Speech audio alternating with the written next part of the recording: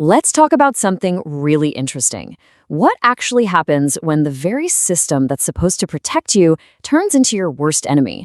When ordinary, everyday people get pushed so far by corruption that they just decide, that's it. The only option left is to declare war. It's a question that you see pop up all through history, right? If the law fails you, if the people in charge completely betray you, and worse, destroy your family, what do?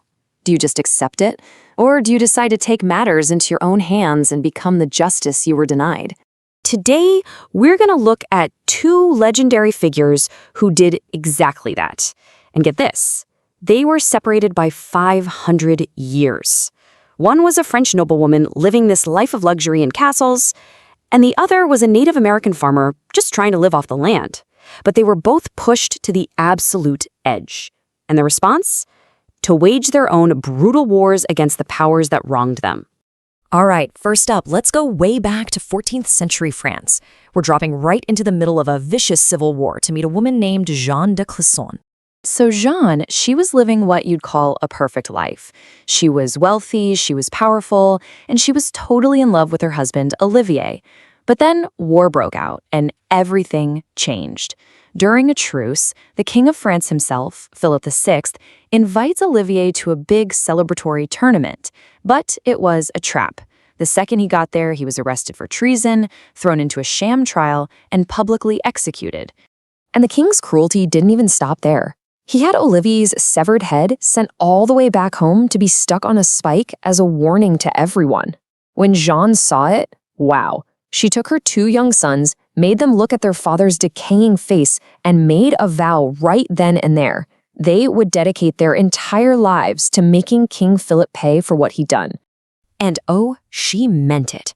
Jeanne sold off everything she owned, her land, her jewels, her entire estate, and she used every last bit of that money to buy 3 cutting-edge warships. But she didn't just buy ships. She created a spectacle of terror. She had the hulls painted pitch black, and the sails dyed blood red. She even named her main ship, pretty bluntly, My Revenge. This was never about getting rich or gaining power, nope. This was about pure, unfiltered vengeance. So with her Black Fleet, Jeanne became known as the Lioness of Brittany, and she was the absolute terror of the English Channel. She would hunt down French ships and just slaughter their crews without any mercy. And if she happened to find any French noblemen on board, she would personally behead them with an axe. But here's the kicker.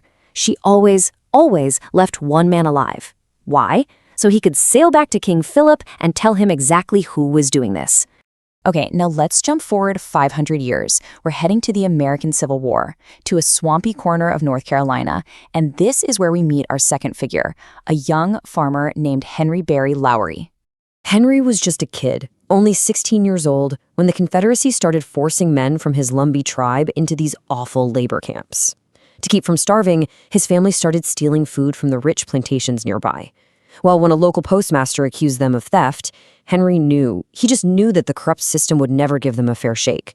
So he took matters into his own hands and killed the man to protect his family. The payback from the local elite was swift and it was brutal.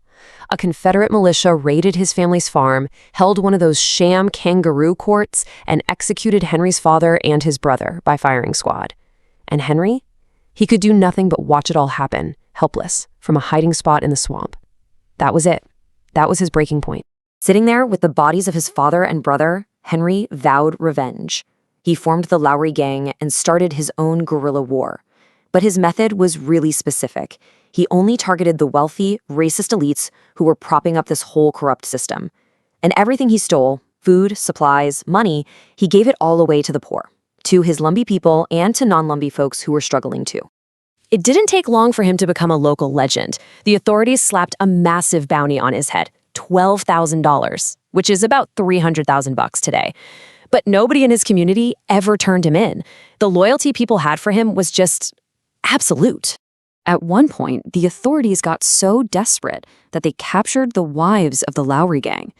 Henry's response was fast and just chilling. He sent a note with this direct ultimatum, and the local townspeople were so terrified of what he might do, they freed the women themselves without even waiting for official orders. So, after years of outsmarting the authorities, Henry and his gang pulled off one last massive heist. And then, poof, he was gone.